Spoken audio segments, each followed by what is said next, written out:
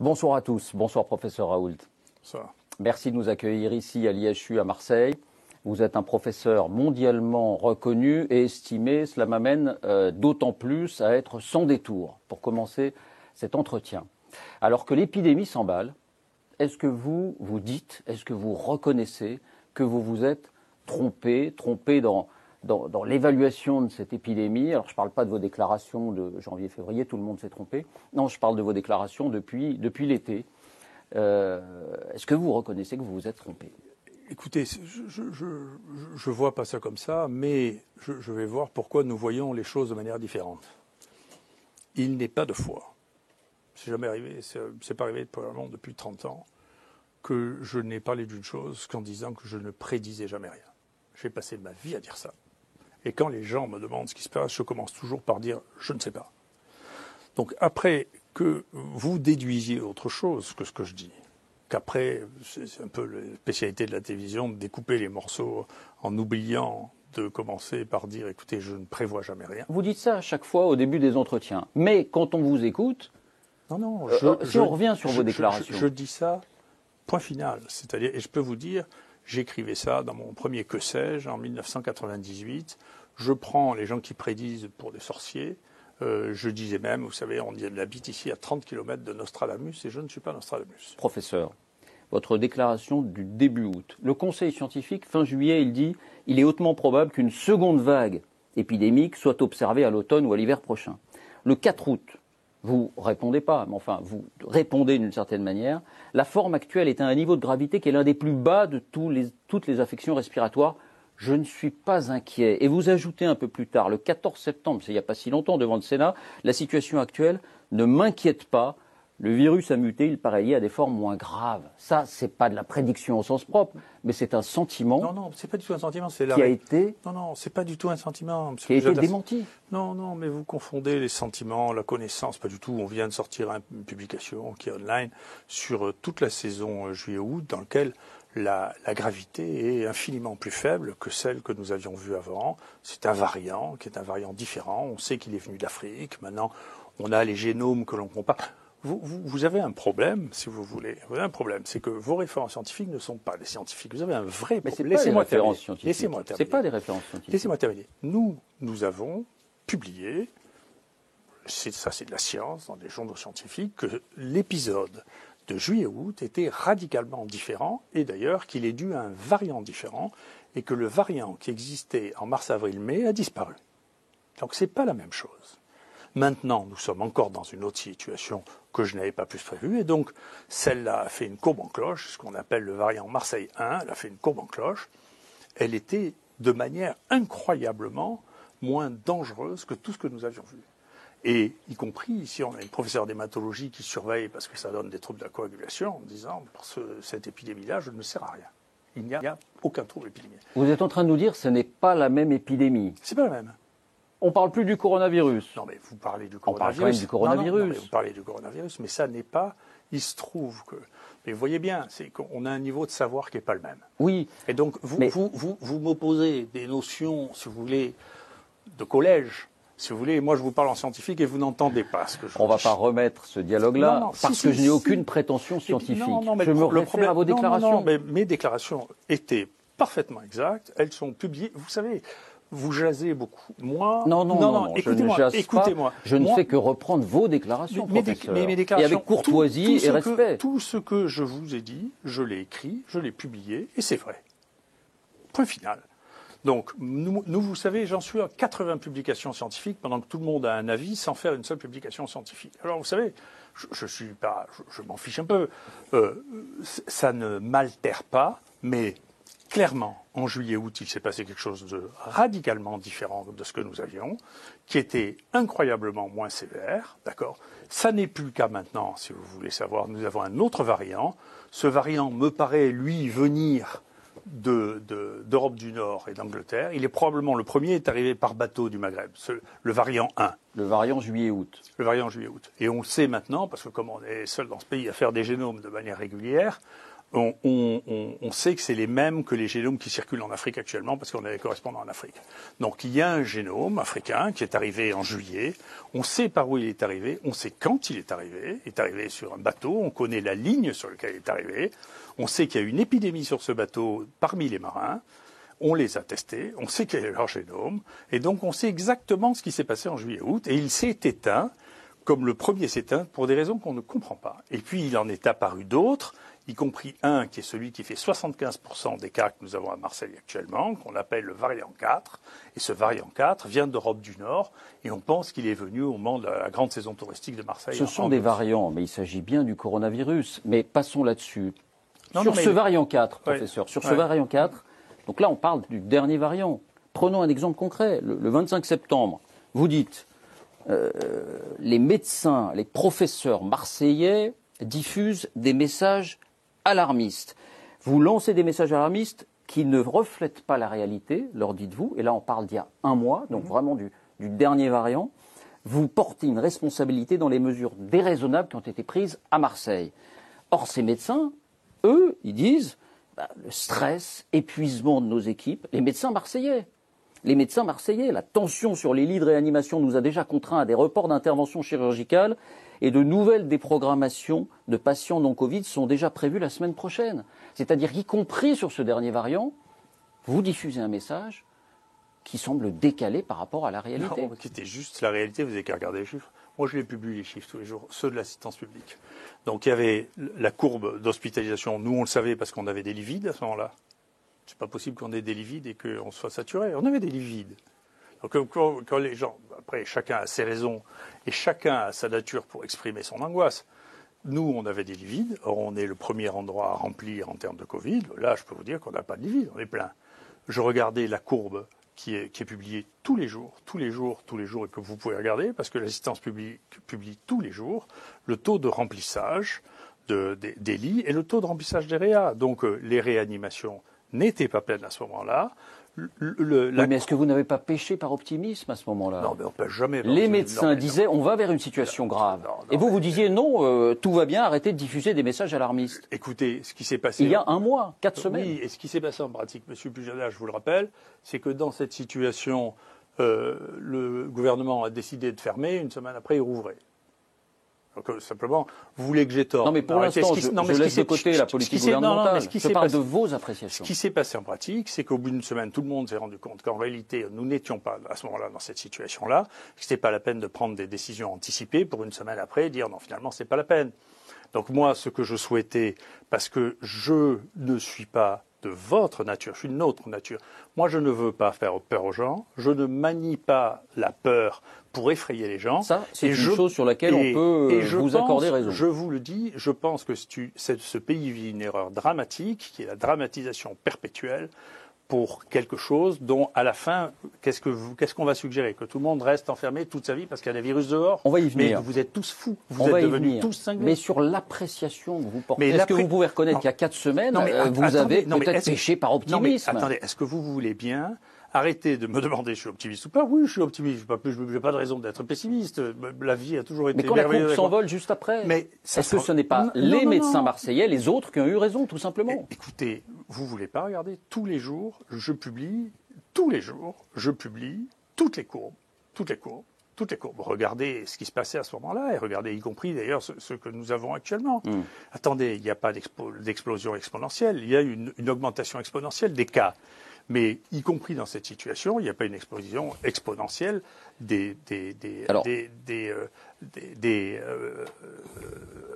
hospitalisations en réa et à l'hôpital. C'est pas vrai. Parlons de la situation nationale. Et vous aimez à chacune de vos interventions, et vous avez raison, vous montrez les chiffres officiels. Ce sont les analyses ensuite qui divergent. Si on prend ces chiffres officiels, les chiffres nationaux, là on est sur le national, le nombre de contaminations, alors même si ce sont des variants, mais ce nombre de contaminations, on est bel et bien passé de 10 000 début septembre à 20 000 à peu près à la fin septembre, peut-être un semblant de plateau, puis très vite à 30 000 début octobre, et aujourd'hui on est à 50 000. C'est donc bien une courbe ascendante. Est-ce que vous niez cette accélération? Non, mais je le dis. Non, mais je me demande si vous comprenez bien ce que je dis. je me demande, vous voudriez que je fasse le devin, je ne le fais pas. Je non, vous non, dis, pas non, le mais, devin. Mais vous-même avez dit, écoutez-moi. je ne suis pas inquiet. Il n'y a pas matière à être inquiet. Non, mais je sais pas ma nature d'être inquiet. Pour l'instant, ce que je vois, vous dites, écoutez, ça, on pouvait le prédire. Moi, je vous dis, ça, on ne pouvait pas le prédire. Mais donc, peut-être on peut dire, je ne peux rien prédire, mais quand on dit je ne suis pas inquiet, ce virus est d'une gravité la plus faible qu'on ait vu depuis longtemps. C'est vrai. Enfin, il a changé. Ou alors, oui, il a changé peut-être ce virus. Mais enfin, on parle toujours du coronavirus 19. Non, mais après, encore une fois, si vous voulez me donner des leçons sur le coronavirus, je ne veux pas vous donner des leçons, mais ridicule. Vous savez bien que votre parole est très écoutée, professeur. Oui, mais pourquoi est-ce que vous croyez qu'elle qu'on a de m'écoute? l'influence? Mais pourquoi vous croyez qu'on m'écoute? C'est parce que je dis toujours ce qui se passe au moment où ça se passe. Je ne fais pas de prédiction. Je vais vous dire, parmi tous les imbéciles qui prédisent, il y en a toujours un qui a raison. C'est comme ça. C'est la nature. C'est comme ça. Donc, dans toutes les prédictions, c'est pas possible. C'est comme tous les gens qui jouent aux courses, il y en a un qui gagne quand même. D'accord? Mais moi, je joue pas aux courses. Je regarde les faits. Il n'y a que les faits qui m'intéressent. Je ne suis pas ému parce que c'est pas ma nature. Et d'autre part, encore une fois, si vous voulez, je ne vis pas, y compris maintenant, je suis très triste pour vous que vous soyez désespéré. Moi, je ne le suis pas. Je ne suis pas désespéré. Et je regarde. Personne Non, mais moi, je regarde paisiblement pendant que vous vous excitez sur ce que j'ai pu dire ou pas dire. Moi, je regarde paisiblement, comme je fais tous les jours. Vous voyez, nous, c'est le mardi, c'est ce qu'on appelle la messe des morts. C'est-à-dire, on regarde tout ce qui est mort à l'assistance publique du Covid-19. Et donc, globalement, parmi les gens qui avaient moins de 80 ans, plus de la moitié avaient moins d'1 an d'espérance de vie. C'est ça ce qui se passe. Donc actuellement, on est en train de mettre le feu à la planète avec une chose qui est que des gens qui avaient une espérance de vie qui était entre 1 et 2 ans meurent ou mourront 1 ou 2 ans plus tôt. Donc vous dites que la mortalité n'est pas aussi grave que ce que laissent paraître les chiffres aujourd'hui. Non, parce que la mortalité, encore une fois... Vous dites ceux qui meurent, pour la moitié, ce sont des personnes qui seraient mortes de toute façon d'ici 1 an. Ah oui, plus de la moitié. Non, mais ça, vous le savez, vous ne l'écoutez pas parce que vous regardez que ce qui vous intéresse. Mais moi, je l'ai dit, c'est pareil partout en Europe. Honnêtement, on sait que la moitié des morts déjà a plus de 85 ans. Dans ceux qui restent en dessous de ça, donc en dessous de ceux de 80 ans, il y en a la moitié dans ce que nous avons regardé ici, dans notre échantillon, qui est des gens qui avaient des cancers, pour un tiers, des gens qui avaient des pathologies associées très évoluées, et que donc, il existe bien sûr des gens probablement pour des anomalies génétiques sur lesquelles une d'entre elles qu'on a identifiée avec Casanova, qui prédispose à des formes graves qui sont rares, mais globalement, les gens qui sont décédés, que nous avons pu observer ici comme partout ailleurs, sont des gens qui avaient une espérance de vie extrêmement faible. Donc vous dites, quand on voit cette courbe de mortalité, et rappelons que le dernier chiffre là c'était 116, mais on est à 257 hier, n'a pas lieu de nous inquiéter. Si on arrive à 1000 morts, si la courbe suit son cours, si on arrive à 1000 morts, il n'y a pas lieu de s'inquiéter. Si le Père Noël arrive à Noël, il arrivera à Noël. Pour l'instant, encore une fois, moi je ne projette jamais sur ce qui se passe. Je dis, et je répète, il ne faut pas, je ne sais pas comment, je ne vais pas changer votre cervelle comme elle est. Non mais pardon. Non mais monsieur Pujadas, tout le monde se pose ces questions. Monsieur Pujadas, beaucoup de monde. La première question qu'il doit lui poser, c'est est-ce qu'il s'est trompé dans ses analyses ? Monsieur Pujadas, j'ai une différence. Au quotidien, je fais qu'une chose, c'est tester, soigner les malades. Je peux vous dire une chose extrêmement importante d'ailleurs, c'est que je suis très content. Et comme ça, vous en aurez la primeur. On a un problème ici, c'est que les réanimations ont des difficultés à accepter des gens de plus de 80 ans. Et donc on a des gens qui ont besoin de passer un cap et qui ne peuvent pas le passer parce que les réanimations ne le prennent pas. Depuis peu, on a demandé, après beaucoup d'insistance, à avoir des équipements d'hyperoxygénation qui leur permettent de passer le cap. Et avec ça, on en sauve 20%. Donc il y a 20% de moins de morts que ce que l'on avait il y a un mois. C'est pas réoxygénation par entubage, c'est superoxygénation avec un masque. Qui étaient des dispositifs qu'on n'avait pas, que maintenant on a, qui étaient avant réservés au réa, que nous on a fait installer ici. Et avec ça, on a sauvé 20% de gens qui étaient condamnés après avis par la réa. Donc c'est du travail qu'on fait. On s'occupe des gens tous les jours. Mais personne n'en doute. Personne n'en doute, professeur. Simplement, c'est... Non, mais arrêtez de me dire que je ne me préoccupe pas des morts. Je fais que ça. Non, vous dites... Je ne dis pas que vous en préoccupez et pas. d'ailleurs, vous dites que ça n'est pas si alarmant de voir que ce nombre de morts remonte derrière la courbe des contaminations, à peu près en parallèle, avec 3 semaines de retard, ou 4, parce que ces personnes-là, finalement, seraient mortes de toute façon très vite. Arrêtez de dire ça. Non, je vous dis encore une fois, c'est compliqué. Hein. Vous êtes tellement binaire que c'est compliqué. Vous faites semblant d'être binaire. Vous l'êtes. J'espère que vous faites semblant. C'est ce que vous m'avez dit il y a 5 minutes. Écoute, non. Ce que je vous ai dit, c'est que, 1, la mortalité est ce qu'elle est. 2, toutes les mortalités ne sont pas comparables. D'accord ? C'est quelque chose que on devrait apprendre dans les écoles quand on parle d'espérance de vie. Vous voyez, donc l'espérance de vie, c'est pas exactement la même quand on a 20 ans et quand on a 85 ans. Non, mais il y a une question philosophique qui est posée. C'est vrai, vous avez raison, et chacun peut avoir son appréciation. C'est pas philosophique. L'espérance de vie n'est pas la même à 20 ans et à 85 ans. À 85 ans, et quand vous avez un cancer, l'espérance de vie est relativement modeste. Donc ça, c'est une première chose. Donc il y a une vraie question, c'est, écoutez, voilà, quelle est la population, qu'est-ce que ce phénomène va changer dans l'espérance de vie, à côté du fait que vous allez vous repaître le chiffre en disant 100 000, 10 000. Attendez, regardons ce qu'est le changement de l'espérance de vie. Pour l'instant, ce que l'INED a fait jusqu'à présent ne montre pas de différence spectaculaire de l'espérance de vie. L'INED, c'est les professionnels. Vous n'avez qu'à les consulter aussi. C'est l'Institut national pour la démographie. Eux, ils ne comptent pas les morts, ils comptent la perte d'espérance de vie. Donc, encore une fois, oui, il y a des gens qui sont malades, y compris des gens en dehors de cette fraction-là. Oui, il faut y faire très attention. C'est la raison pour laquelle nous, on les détecte. On les teste, on regarde leur saturation en oxygène, on les examine et on détecte les gens qui ont éventuellement un risque en dehors de ce que l'on sait, c'est-à-dire les sujets âgés, d'évoluer vers des formes graves, car il existe quelques formes graves chez les sujets plus jeunes. Et d'ailleurs, à cet égard, vous le verrez parce qu'on publiera ça, parce que tout ce que je vous dis, c'est pas des paroles en l'air. Moi, je ne suis pas un animateur télé. Tout ce que je vous dis, c'est publié ensuite dans des journaux scientifiques. C'est forcément des paroles en l'air, des journalistes. C'est des paroles du jour.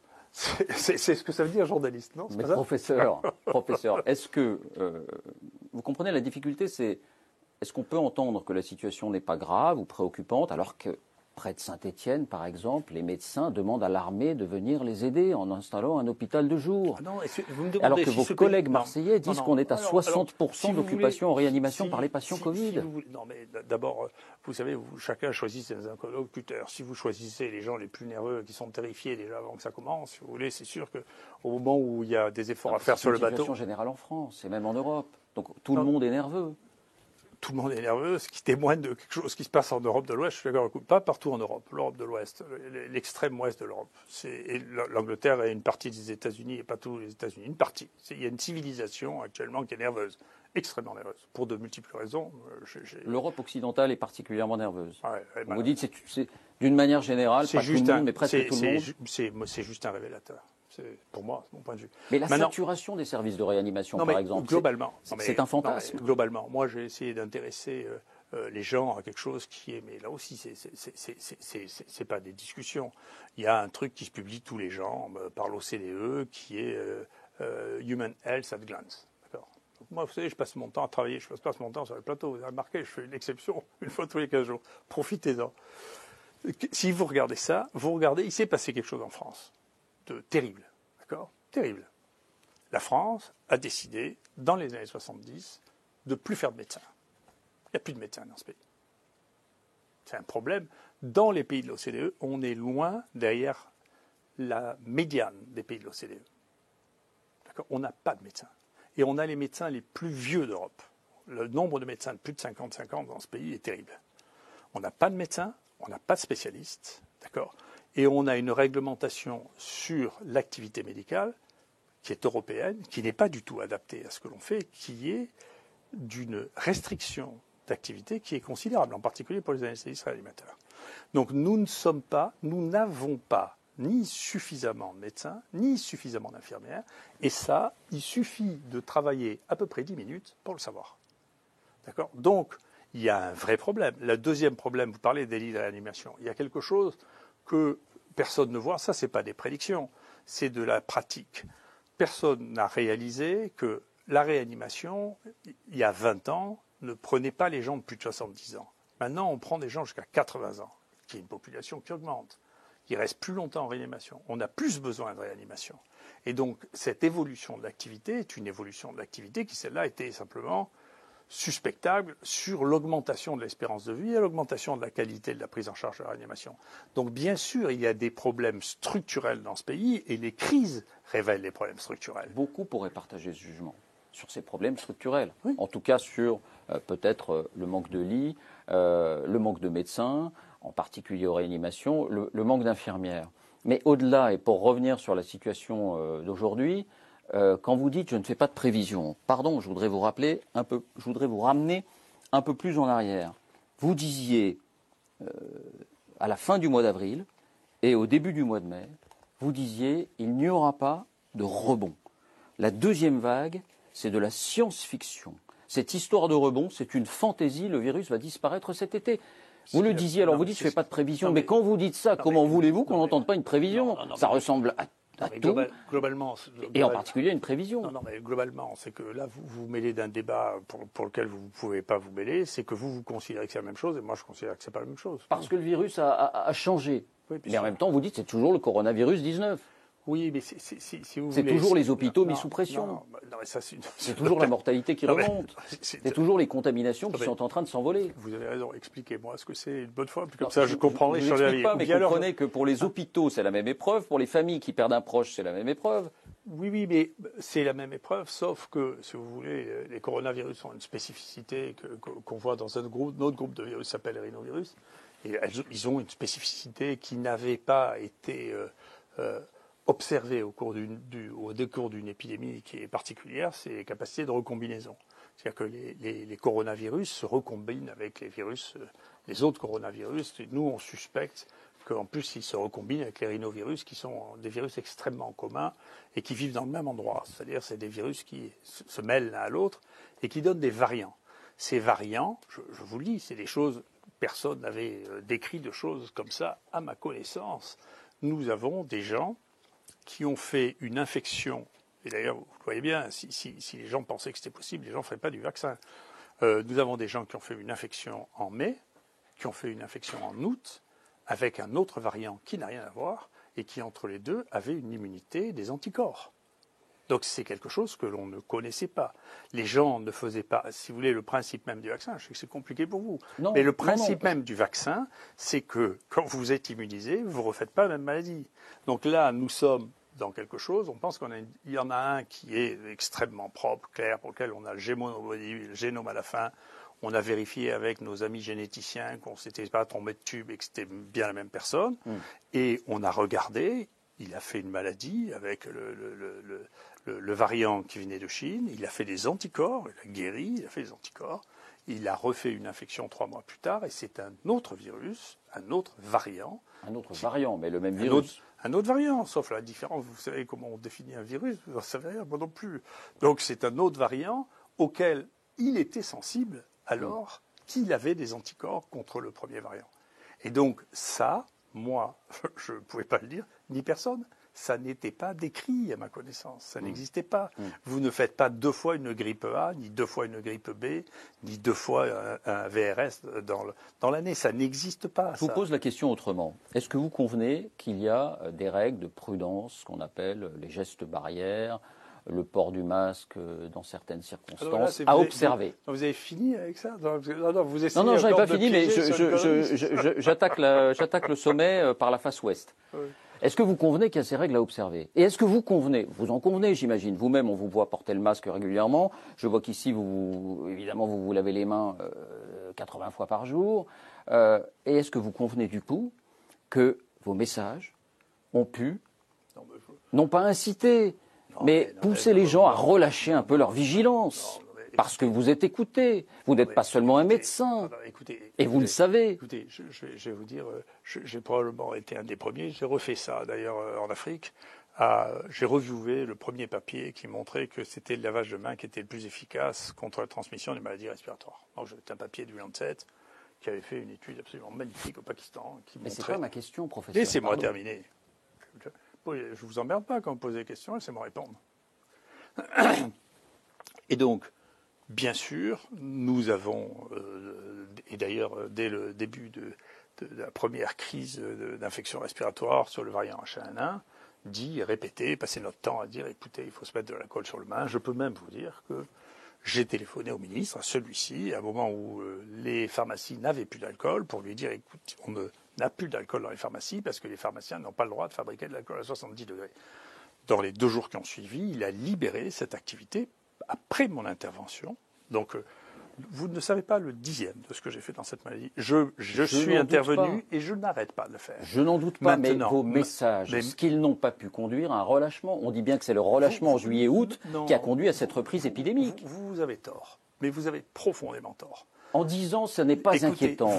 En disant le virus ne renaîtra pas, même si c'est un variant. Vous avez tort. On ne peut pas, je pensais ça, je le pense encore, on ne peut pas sans arrêt surstimuler la population en disant, vous savez, il va vous arriver des catastrophes, ça va être terrible. Vous allez, il y a un juste milieu, non, entre justement, affoler et puis sembler dire que c'est terminé. Le juste milieu, c'est de soigner les gens. Le juste milieu, c'est de soigner les gens. Votre rôle va au-delà du soin des gens. Non, et vous le savez. Mon rôle, écoutez, il y a suffisamment de gens qui jassent, vous avez plein vos plateaux. Moi, mon rôle à moi, il est de 2 choses. 1, je soigne les gens. Je suis très fier, je suis emmerdé à un point incroyable, historique pour soigner les gens. Donc, je soigne les gens. Et la deuxième chose, c'est que j'informe sur des données pratiques, vérifiables et reproductibles que j'ai tous les jours. Professeur, vous dites aujourd'hui, voilà, mon rôle, c'est simplement celui d'un scientifique qui informe sur mes données et de soigner les gens. Mais ici même, il y a 3 mois, quand je suis venu, vous m'avez dit, Olivier Véran me critique, mais Olivier Véran, regardez ses sondages de popularité, je suis plus populaire que lui. C'est bien que vous percevez que votre rôle va au-delà de ça, que vous êtes très écouté. Certains disent même que vous êtes un gourou. Ça ne vous concerne pas vous, ça concerne les gens qui vous écoutent. Mais en tout cas, votre parole, elle pèse. Donc vous ne pouvez pas vous contenter de dire je soigne et j'informe scientifiquement. Vous devriez vous poser la question de savoir pourquoi ma parole pèse. C'est une question. C'est que, si vous voulez... Mais elle vous engage, du coup, d'autant plus. Non, mais vous ne devez pas me dire ce que je dois faire, quand même. Vous êtes fou, vous êtes devenu cinglé aussi. Non, mais je peux vous confronter à vos précédentes déclarations. C'est mon rôle. Non, mais vous me confrontez à ce que vous voulez. Encore une fois, vous n'avez pas à me dire si je dois être optimiste ou pessimiste, vous êtes fou. Ah non, mais je ne vous dis pas ce que vous devez dire. Je vous demande si parfois vous n'avez pas péché dans vos analyses et dans ce qui a bel et bien été des prévisions. Monsieur, non, ça n'a jamais été des prévisions. Je vous le dis et je le répète, je n'ai jamais fait de prévision. Je ne fais pas de prévision, c'est pas ma nature. Et je ne le fais pas. Et je préviens toujours que je n'en ferai pas. Monsieur Pujadas, vous savez, les journalistes, et moi en tout cas, ont des natures différentes. Il y en a une qui est l'excitation pour la nouveauté. On sait bien que pour que les gens cliquent, si vous voulez, il faut parler de sexe ou de terreur ou de peur. Et c'est ça qui attire l'attention. Je n'extrais pas un mot, j'extrais des phrases. Des phrases dont vous savez qu'elles portent. Je ne cherche pas le buzz dans d'autres mots, si vous voulez. Si vous ne cherchez pas le buzz, vous ne seriez pas à cette place. Non, vous avez bien conscience que vous avez créé un dissensus dans la communauté scientifique. Le conseil scientifique qui finalement avait raison quand il a dit fin juillet, début août, attention, on va sans doute très probablement vers une deuxième vague. Vous les avez régulièrement monsieur Pujadas, traité avec un peu de condescendance. Non, mais monsieur Pujadas, vous êtes capable d'expliquer pourquoi il n'y a pas eu du tout de deuxième vague en tout Extrême-Orient? Non, mais ça, c'est autre chose. Le conseil scientifique parlait de la France. Non, mais vous croyez que la France, qu'est-ce qui s'est fait de particulier? Qu'est-ce qui s'est fait? Vous êtes incapable de l'expliquer. Donc c'est une prédiction. L'Extrême-Orient a de toutes autres habitudes. En tout cas, pas celle de l'hydroxychloroquine. Mais là, on va en parler tout à l'heure. Si. Taïwan, la Corée du Sud qui a arrêté de recommander le traitement. Non, mais ils n'ont pas de cas. Ils n'ont plus de cas en Corée du Sud. Enfin, soyez sérieux. Ce que je veux dire, c'est que l'Extrême-Orient a une toute autre habitude de ces virus. Et donc, je sais pas quoi, ils l'ont connu avant nous. Non, c'est pas sérieux. C'est pas sérieux. C'est-à-dire que, mais si vous voulez, une fois, ce que vous êtes en train de faire là, une fois, je l'ai fait en montrant un tour de carte où j'ai toujours raison. Vous faites la même chose que moi, je sais le faire. Hein. C'est-à-dire, vous me dites, regardez, ils ont prédit. Moi, je vous dis, non, mais écoutez, attendez, ça s'est pas passé du tout dans les 3/4 du monde. Ben, ça s'est passé en France. J'ai une idée de la raison pourquoi. En réalité, je pense qu'effectivement, autant je ne suis pas sûr que le confinement avait une efficacité, autant je pense que la fermeture des frontières en avait une. Et c'est ce que les Chinois ont fait, c'est ce que les Italiens ont fait pour bloquer dans le sud, et que donc il s'est passé que en France, on a eu un afflux de gens qui arrivaient avec des variants qui étaient nouveaux, et que ces variants nouveaux sont implantés. C'est ce que je crois. Tandis que ça s'est pas passé en Chine parce que le flux d'étrangers qui sont arrivés en Chine par rapport à la population n'a rien à voir. Donc pour vous, l'Europe occidentale est plus ouverte au mouvement de population, et c'est peut-être ce qui explique, pas seulement, mais ce qui expliquerait qu'elle soit plus touchée. D'une part, en tout cas, ce qui se passe là maintenant, moi je vois bien sur l'analyse des données que j'ai, les sources d'importation. Donc je vois bien, comme tout le monde a vu, que le premier il venait de Chine en passant par l'Italie, parce que encore une fois, on a la trace des génomes. Je vois bien que celui qu'on a eu cet été, il venait du Maghreb. Et après, d'ailleurs, tout le monde l'a vu, les bateaux ont cessé de circuler parce qu'on savait que ça arrivait comme ça. Et ensuite, je vois bien que ceux que nous avons maintenant, ce qu'on appelait le variant 4, vient d'Europe du Nord, je le vois bien. Bon. Donc ça, c'est bien lié à des mouvements de circulation. Donc c'est vrai qu'il y a la circulation, c'est-à-dire en pratique la mondialisation avec des virus contagieux, comporte le risque qu'il y ait une transmission. Après, maintenant, il y a quelque chose qui est un peu différent. Les États-Unis, qui ont assez rapidement fermé leurs frontières, ont été très touchés aussi. Mais, oui, mais sauf que on va pas ouvrir le débat sur les États-Unis. Les États-Unis, c'est un continent en soi. Si on ramène la situation, si on revient à la situation d'aujourd'hui, on s'attend à ce qu'il y ait de nouvelles mesures. Emmanuel Macron dit qu'on pourrait s'exprimer lui-même demain. En tout cas, le gouvernement devrait annoncer de nouvelles mesures demain. Est-ce que vous convenez-vous qu'il faut mettre, non pas un coup d'arrêt, parce qu'on n'arrivera pas à l'arrêter complètement, mais qu'il faut mettre un coup de frein majeur à la circulation du virus aujourd'hui? Ah oui, si quelqu'un sait comment on fait, oui. Sur le principe, vous dites, on ne peut pas s'en passer. C'est-à-dire, encore une fois, mettre un coup de frein massif à la circulation, donc aux contaminations, qui, après-demain, seront les réanimations et peut-être pour une infime minorité les morts. Si vous voulez, encore une fois, personnellement, je suis pas comme vous et je fais pas de politique pour ça. Je suis un scientifique, donc j'ai trop d'interrogations. C'est pour ça que vous me dites des choses qui ne me concernent pas. J'ai trop d'interrogations, si vous voulez, pour prendre des décisions simples de nature sociale. Je ne sais pas le faire. Sans entrer pour l'instant dans la nature de ces décisions, est-ce que vous pensez qu'il faut agir ou qu'on peut laisser les choses telles quelles? À l'heure actuelle, je ne prononce pas là-dessus parce que je vois différentes stratégies se mettre en place, y compris en Europe. Donc la Suède a pris une stratégie à part, l'Allemagne a pris une stratégie à part. Et donc moi je suis un scientifique, je ne suis ni un politique ni un journaliste. Donc je ne vais pas vous dire la recette miracle ni ce qu'il faut faire demain, j'en sais rien. Et vous n'êtes pas convaincu qu'il faut mettre un coup de frein? C'est pas la question. Vous allez répéter 10 fois la même chose et puis je vais vous répéter 10 fois la même chose. Donc vous ne croyez pas me couillonner comme ça. Moi, regardez. Prenez pour l'imbécile, franchement. Non, je vais vous dire, c'est incroyable. Vous êtes le seul qui donne pas de pour l'imbécile, c'est incroyable. Personne ici ne vous prend pour un imbécile. Alors écoutez-moi, c'est parce que vous êtes un professeur écouté que je vous demande. C'est une question assez simple. Est-ce qu'on peut laisser circuler le virus? Je vais vous répéter. Ou est-ce qu'il faut mettre un coup de frein? Je vais vous répéter. Si vous savez comment on met un coup de frein avec ça, vous êtes fort. Est-ce qu'il faudrait mettre un coup de frein? Non, parce que je vous dis, ça veut rien dire. Si j'avais une baguette magique, tous les gens sont là à espérer. Attendez, qu'est-ce qui va se passer? Maintenant, il faut arrêter. C'est trop long, c'est trop dur, c'est trop difficile. C'est pas une manière de faire. La question, c'est, il y a des gens qui ont pris. Moi, je ne sais pas évaluer les stratégies à ce point. Personne ne sait les évaluer. Voilà, personne. Les stratégies qui ont été prises, personne ne sait les évaluer. Donc, il y a des gens qui ont décidé de rien confiner du tout, c'est les Suédois.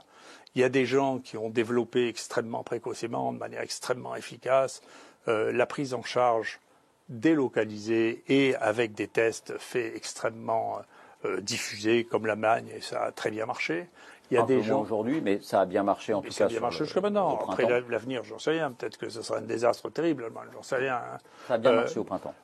Après, il y a des gens qui ont décidé de fermer les régions, comme en Italie, pour éviter la diffusion du sud vers le nord, du nord vers le sud, et ça a assez bien marché.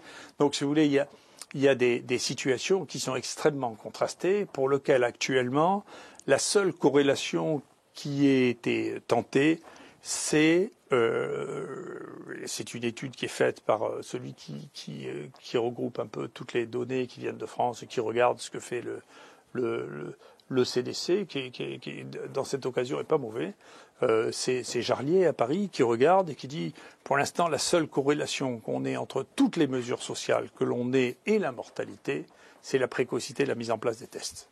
C'est la seule. Ni le confinement, ni...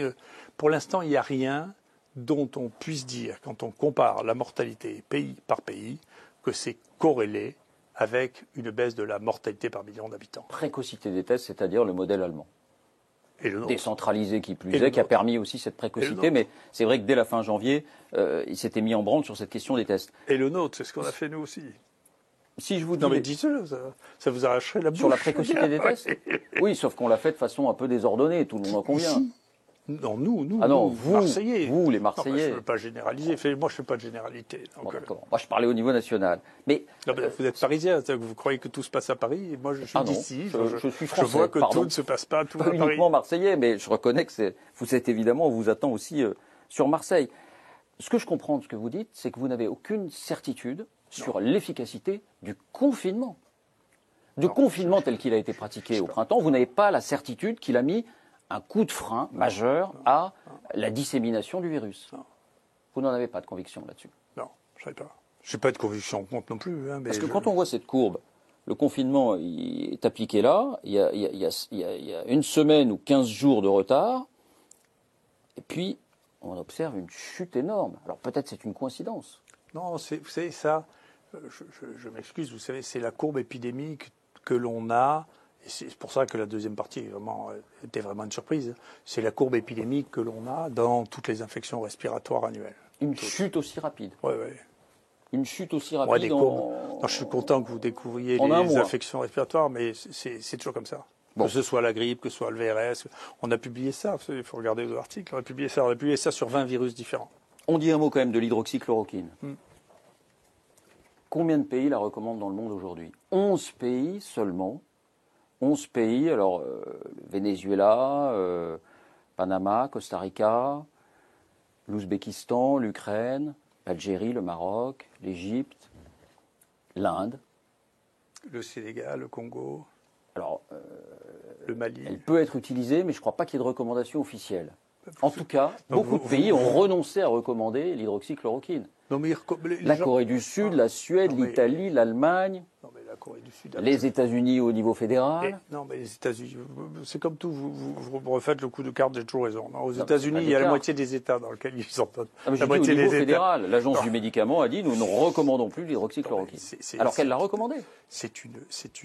Encore une fois, les États-Unis, c'est une fédération d'États. Dans les États, vous savez qu'en plus de ça, c'est les États démocrates qui sont contre l'hydroxychloroquine et les États républicains qui sont pour. Donc les choses sont plus compliquées que ça. Elles sont très complexes. Hein. Bon, mais l'administration centrale ne la recommande plus. Est-ce que, là aussi, vous ne vous dites pas, peut-être que j'ai surestimé l'efficacité de l'hydroxychloroquine? Non, mais c'est pas la question ne se pose pas comme ça. Si vous voulez, si vous pensez, ou si quelqu'un pensait qu'il y avait une pilule miracle, moi, je serais content de voir une pilule miracle. Nous, globalement, si vous voulez, dans les gens qu'on a pris en charge, et on a pris beaucoup en charge, puisqu'il y a 13 000 personnes qui ont été prises en charge ici sur le plan thérapeutique, ici, dans cet endroit-là, on n'a pas eu de mort injustifiable chez les gens qui ont été traités. C'est pas arrivé. Vous dites, j'ai eu 0,45% de mortalité. On est tout près du niveau national. Non, mais non, vous rigolez. Vous rigolez. Je vous montrerai, enfin, vous les verrez, il y a les documents, je pense qu'ils doivent être en ligne maintenant, d'ailleurs, les documents sur la mortalité hospitalière en France et la mortalité en réanimation en France, et puis vous verrez celle par région, et puis vous verrez celle que l'on aura. Et écoutez, honnêtement, vous pleurerez, comme beaucoup de gens qui sont comme vous, qui me téléphonent après m'avoir interviewé pour me demander si je peux les traiter. Non, mais le juge de paix, c'est pour 100 personnes positives, combien, ou 1000 personnes positives, non, mais vous le savez. Et combien il y a de morts au final? Non, c'est ça le juge de paix. Non, parce que parce que ça, c'est vrai. Je m'excuse, hein, là aussi, ça c'est vrai. Si vous savez qui vous avez testé, c'est un premier point. Vous savez qui vous avez testé, combien de gens vous avez testé. Donc, si la proportion de gens que vous avez testés, bien sûr, c'est à partir de ça que vous pouvez établir une mortalité. Et puis, ensuite de ça, ce qui est le dénominateur, si vous voulez vraiment avoir une notion de la gravité, c'est le pourcentage de morts chez ceux qui ont été hospitalisés. Ça, c'est un pourcentage qui est à peu près comparable. Mais par exemple, pour le nombre de gens testés, vous savez bien que nous, on a fait probablement plus de tests dans les 2 premiers mois que dans Paris tout entier. Ah non, mais c'est sûr. Je parlais sur 100 personnes positives ou 1000 personnes positives, c'est-à-dire un pourcentage. Oui, mais ce n'est pas les mêmes positifs. Souvenez-vous qu'à Paris, ça a beaucoup irrité le directeur de l'assistance publique. Mais enfin, le premier cas qu'ils ont eu, ils ont refusé de le tester. Alors, quand même, c'est un pauvre Chinois qui a 80 ans, comme il n'était pas Wuhan même, ils l'ont pas traité, ils l'ont laissé rentrer chez lui. Donc, les gens, nous, bien sûr, les gens comme ça, on les testait. Donc, vous voyez bien, on ne testait pas la même population. Donc, il y avait un vrai problème au départ de décider de ne pas tester. Et donc, je vais vous dire une chose, monsieur Pujadas, parce que vous m'intéressez. Oui, je suis content de vous intéresser, mais vous m'intéressez. Vous voyez, il y a 2 choses qui m'intéressent énormément dans ce pays. La première, on voit bien que c'était une énorme erreur de dire aux gens, il ne faut pas vous tester, il faut rester à la maison, prendre du Doliprane et pas voir votre médecin.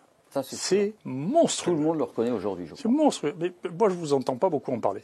La deuxième chose, qui est quelque chose qui est incroyable, c'est que vous vous êtes fait promener sur la toxicité de l'hydroxychloroquine et vous n'avez jamais voulu le dire. Vous avez remarqué que je ne vous en parle pas. Et je ne vous en ai pas parlé la dernière fois. Parce que là-dessus, vous avez tort de ne pas en parler. Parce que je vais vous dire, il y a 2 études qui étaient en cours en France, qui avaient été imposées en partie par le président, de tester l'hydroxychloroquine, dans Recovery et l'autre dans l'étude dite danger. Ces 2 études ont été arrêtées par le ministre de la Santé au moment où la folie que n'importe quel scientifique, pas vous, c'est pas votre métier, mais moi c'est mon métier. Donc moi, j'ai immédiatement vu que 4 pingouins que personne ne connaissait, qui rapportaient 90 000 cas de Covid, c'était pas possible. C'est une histoire de prestidigitation. Je l'ai pas cru. Mais l'OMS l'a cru. Alors, vous voyez, quand les grands scientifiques, l'OMS vous dit ça, vous vous rendez compte, la NSM dit ça, le ministre de la Santé, il disait un truc qui est juste incroyable et qui a été rétracté immédiatement parce que les gens ont dit, mais vous êtes des fous. Pourquoi cette analyse-là, vous vous dites pas, mais pourquoi tout le monde a voulu croire cette histoire? Pourquoi les gens ont pu croire quelque chose que personne qui réfléchit 3 minutes peut croire?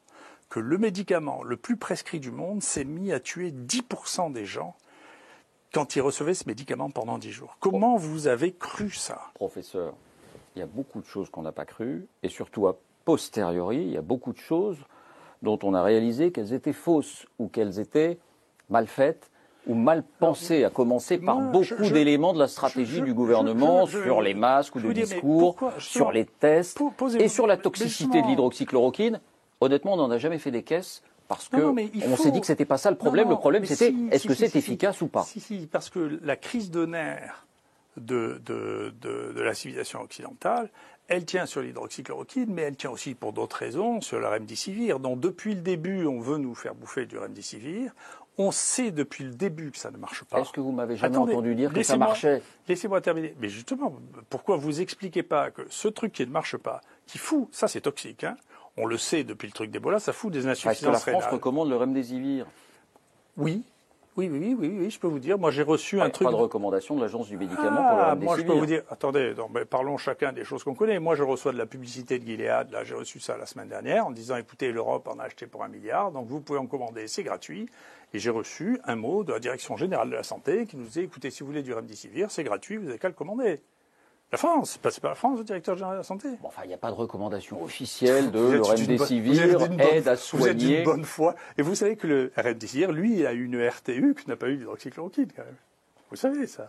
Expliquez RTU parce que... Une RTU, c'est que quand quelque chose commence à être d'usage, dans un usage qui n'était pas prévu, eh bien, on donne une autorisation temporaire d'usage. C'est un système qui a été mis en place par mon ami Dominique Maranaki, qui était directeur de la NSM avec celui-là, et qui pense exactement comme moi.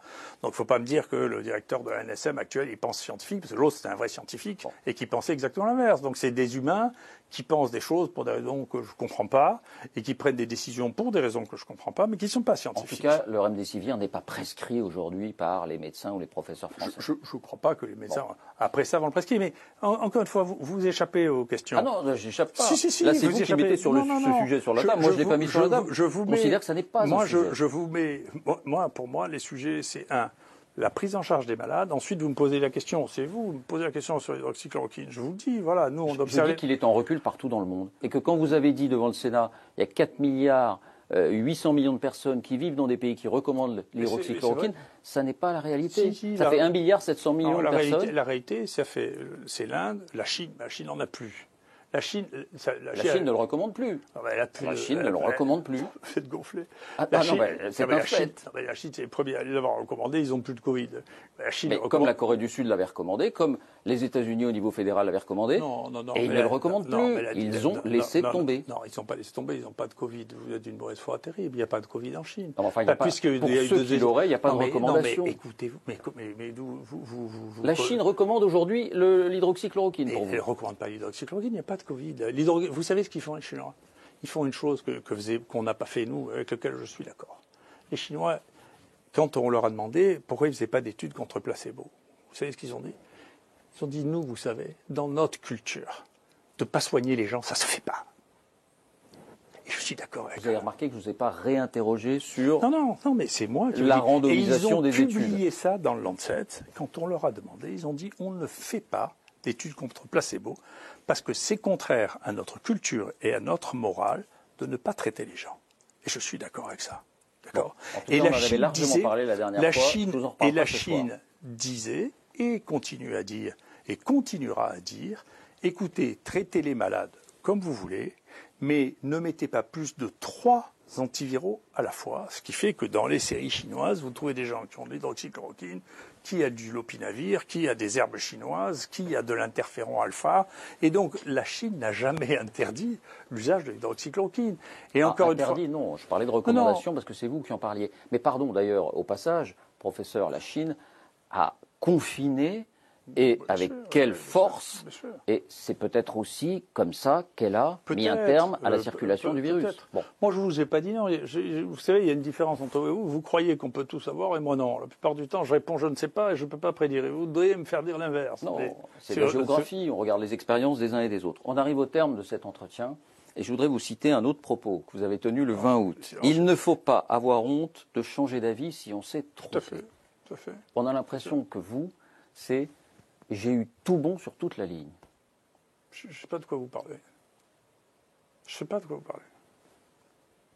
Depuis tout à l'heure, il n'y a aucun de vos propos dont vous vous dites « je ne le redirai pas ». Ah ben ça, je peux vous dire, si. Il y a une chose, c'est que, je peux vous dire une chose, c'est que ce que je n'avais jamais vu, et que donc je ne prédisais pas, je prédis rien, mais j'ai dû dire à un moment, écoutez, ça me paraît hautement improbable, c'est que une population qui avait vu passer une épidémie puisse faire dans les 3 mois qui suivent une autre épidémie, et quelque chose que je ne prédisais pas, qui n'a jamais été vu dans les infections virales respiratoires, qui est quelque chose de nouveau, et qui est expliqué de mon point de vue par le fait qu'il y a des variants qui sont résistants à l'immunité acquise par le premier variant.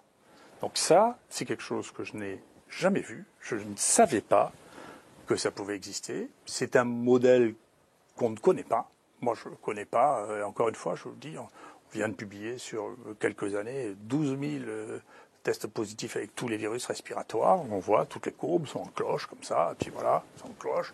Il y en a une qui est différente, c'est celle des rhinovirus, qui est toute l'année, comme ça. Je ne savais pas. Et personne n'avait vu d'épidémie d'infection respiratoire qui se déroule de cette manière-là. Donc, très bien, maintenant je sais que ce modèle existe, eh bien, voilà, je ne savais pas que ce modèle existait, mais personne ne le savait, de mon point de vue. Personne ne le savait, mais ceux qui ne le savaient pas, comme vous ne le saviez pas, on dit du coup, soyons prudents, appliquons le principe de précaution, souvent appliqué à l'excès, je vous le concède, vous l'avez écrit dans plusieurs de vos livres. Mais là, en l'occurrence, peut-être que ce principe de précaution, il était très très utile. Non, mais j'en sais rien du tout. Si vous voulez, moi, je crois plus au principe d'action. J'ai d'ailleurs développé très précisément. Moi, j'ai rien du tout contre le principe de précaution. C'est pas. Vous vous êtes moqué du Conseil scientifique en disant qu'il était trop alarmiste. Je me suis moqué du Conseil scientifique pour bien d'autres raisons, mais je me suis moqué du Conseil scientifique pour des raisons qui sont bien plus complexes que celles-là. Encore une fois. Mais aussi pour celle-là. Non, mais encore une fois, si vous voulez, si vous aviez lu mon avant-dernier livre sur les épidémies, les gens qui ont prédit des millions de morts pour tous les épisodes chaotiques que nous avons eus depuis 20 ans, on en a eu beaucoup. Donc, si vous voulez, il y a toujours des gens qui prédisent qu'il va y avoir des catastrophes. La plupart du temps, ces catastrophes ne se passent pas. Une fois de temps en temps, d'ailleurs, si vous aviez lu la dernière ligne de ce livre, je vous le conseille, pas très cher, c'est il faut faire attention, pas faire comme Pierre et le loup, parce qu'un jour, le loup va arriver. C'est comme ça que je conclue mon livre, quand même. Donc, je ne savais pas que ça serait le Covid-19, le loup, j'en savais rien du tout. Hein. Mais, simplement... C'est le loup pour vous, aujourd'hui. Ah, c'est grave. C'est grave pour deux choses. Il y a deux choses qui sont en parallèle et deux choses que j'écrivais en parallèle. Vous verrez comme ça dans un de mes prochains livres. C'est que, nous avons une civilisation dont le modèle est en train de changer. C'est très compliqué. Et donc, ce qui se passe là est un révélateur d'un changement de civilisation, un vrai révélateur. Et alors là, on quitte le terrain de la médecine, mais quand vous dites changement de civilisation, vous voulez dire culturellement? On change pas, non, on change pas de domaine de la médecine. En réalité, si vous voulez, le vrai affrontement qu'il y a derrière l'hydroxychloroquine contre le remdesivir, c'est on est dans une course en avant technologique, on aura toujours une nouvelle solution technologique pour chaque nouveau problème. Et ça n'a pas fait la preuve d'une réalité observable depuis 20 ans. Donc depuis le XXIe siècle, en réalité, notre capacité à découvrir de nouvelles molécules pour résoudre de nouveaux problèmes est une illusion. Est proche de zéro. Donc moi, en maladie infectieuse, il y a un exemple. Il n'y en a pas d'autre. L'idée qu'il va y avoir des nouveaux vaccins pour résoudre les nouveaux problèmes est aussi quelque chose qui n'a pas été réalisé. Si vous regardez sur le site de l'OMS, les vaccins disponibles, il faut regarder dans les maladies émergentes ce qui est disponible, il n'y a rien du tout. Donc il y a une vraie... on est resté sur le modèle sur lequel on vit depuis 150 ans. L'innovation technologique va nous permettre de résoudre tous les problèmes au fur et à mesure qu'on les verra. Et puis il y a deux choses qu'on n'a pas vues, c'est que probablement on arrive un peu à quelque chose qui est proche du sommet de ce qu'on peut atteindre en espérance de vie. C'est possible qu'on ne dépasse pas beaucoup 80 ans ou 85 ans d'espérance de vie au niveau d'une population. Il y aura quelques centenaires et puis d'autres qui mourront plus jeunes avant qu'on trouve des solutions. L'allongement indéfini est sans doute là aussi une illusion. C'est une illusion aussi. Et d'autre part, il y a quelque chose qui ne marche pas du tout, et c'est le vrai problème de l'hydroxychloroquine, qui est bien antérieur à ça. Moi, ça fait bien longtemps que j'ai ces discussions et ces stratégies thérapeutiques. C'est que les molécules chimiques ne collent pas du tout dans le modèle de la modernité et de l'innovation, parce qu'elles sont immortelles, elles sont éternelles, les molécules chimiques. Et donc, vous posez un brevet de 20 ans sur un truc qui est éternel, ça n'a pas de sens, vous voyez. Comment on utilise, ça a été découvert une fois, puis c'est fini, c'est découvert. La pénicilline, c'est pas nous qui l'avons inventée, c'est les microbes. Mais maintenant qu'on sait ce que c'est, viendrait dans 1 million d'années, s'il y a encore des gens dans 1 million d'années, la pénicilline sera la même. Vous allez pas, on peut essayer, on améliore un peu, on tripote, machin, tout. C'est pas bien sûr qu'on les améliore toujours. Et donc on est parti de beaucoup de produits dont beaucoup étaient naturels pour une chose. D'abord, notre imagination nous a fait croire qu'elle servait qu'à une chose parce qu'on l'avait trouvée pour cette chose. C'est pas vrai, bien sûr. Beaucoup de molécules font plusieurs choses à la fois, comme l'hydroxychloroquine, mais comme beaucoup d'autres. Hein. Ça, c'est une chose. Et ce qui explique un des grands projets monstrueux, d'où la France est en partie absente, et c'est dommage, qui est le repositionnement des molécules anciennes. C'est à quoi ces molécules peuvent servir d'autres, qui est de la science dure, c'est la vraie science. Malheureusement, c'est les Chinois qui se ruent là-dedans, encore une fois. Et puis la deuxième chose, c'est de trouver des modèles économiques de développement pour des molécules qui ont plus de 20 ans, mais qui sont très utiles. Si personne ne les développe, ces molécules ne peuvent plus être utilisées parce qu'elles ne sont pas rentables.